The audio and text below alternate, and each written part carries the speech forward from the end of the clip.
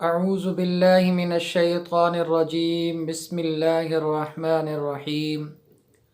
میرے واجب الاحترام دوستو، بھائیو، بزرگو، السلام علیکم ورحمۃ اللہ وبرکاتہ۔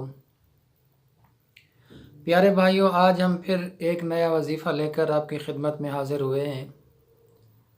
آج یہ وظیفہ بہت زبردست وظیفہ ہے، بہت ہی پیارا عمل ہے، بہت ہی پاورفل وظیفہ ہے۔ آج یہ وظیفہ ان بھائیوں کے لیے ہے جو پاکستان کی جیلوں میں ہیں یا کہیں بیرون ملک قید ہیں، قید خانوں میں ہیں، جیلوں میں بند ہیں، ناحق پر بند ہیں، مطلب ان کے اوپر جھوٹے کیسز ہیں یا ان کو غلط فہمی میں جیلوں کے اندر ڈالا گیا ہے۔ آج ان بھائیوں کے لیے ایک بہت زبردست وظیفہ ہے۔ وہ کون سا وظیفہ ہے وہ میں آپ کے سامنے بیان کرتا ہوں۔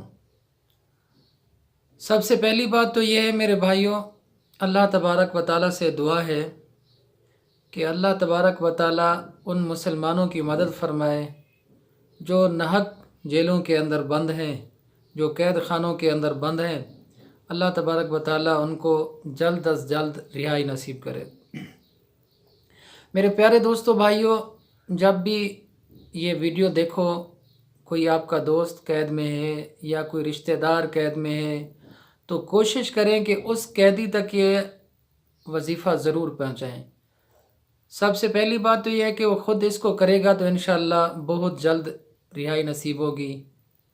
یا کسی بھائی کا کوئی بیٹا قید میں ہے تو باپ کرے، یا کسی ماں کا کوئی بیٹا قید میں ہے تو وہ ماں بھی کر سکتی ہے۔ کوئی بھی بندہ یہ وظیفہ کر سکتا ہے، خاص طور قید سے رہائی کے لیے۔ بہت سارے دوستوں نے اس کا تجربہ کیا ہے کہ یہ بہت پاورفل وظیفہ ہے اور اللہ کی مدد ضرور بندے کے ساتھ ہوتی ہے۔ میرے پیارے دوستو، بھائیو، وظیفہ کون سا ہے، کس ترتیب کے ساتھ پڑھنا ہے، اس کو کس ٹائم پہ پڑھنا ہے۔ سب سے پہلی بات تو یہ ہے کہ آپ جب بھی یہ وظیفہ کریں تو نماز کی پابندی کریں۔ جب یہ وظیفہ کریں تو نماز پابندی کے ساتھ پڑھیں۔ عشاء کی نماز کے بعد 2 رکعت نماز صلاۃ الحاجات پڑھ کے اسی جگہ مصلی کے اوپر بیٹھے رہیں، 3 مرتبہ درود ابراہیمی پڑھیں اور پھر یہ وظیفہ پڑھیں: حسبنا اللہ و نعم الوکیل، نعم المولا و نعم النصیر۔ آپ نے اس کو 103 مرتبہ پڑھنا ہے اور پھر آخر میں 3 مرتبہ درود ابراہیمی پڑھنا ہے، اور اس کے بعد اللہ تبارک و تعالیٰ سے دعا کرنی ہے۔ اس کے بعد اللہ تبارک و تعالیٰ سے دعا کرنی ہے۔ انشاءاللہ بہت جلد اللہ تبارک و تعالیٰ آپ کی رہائی کا ضرور انتظام فرما دیں گے۔ پھر ایک بار سن لیں وظیفے کو کس طرح پڑھنا ہے۔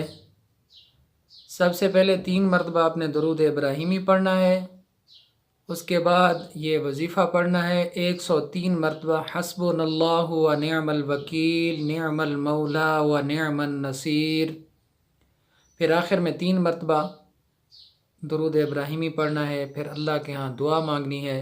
انشاءاللہ جو میرا بھائی یا کوئی میری بہن کسی مصیبت میں ہے یا ان کا کوئی اپنا عزیز رشتہ دار کسی مصیبت میں پھنسا ہوا ہے تو اس کے لیے بھی آپ دعا کر سکتے ہیں۔ اللہ تبارک و تعالیٰ آسانی کا معاملہ فرمائیں گے۔ اپنی دعاؤں میں یاد رکھنا۔ والسلام۔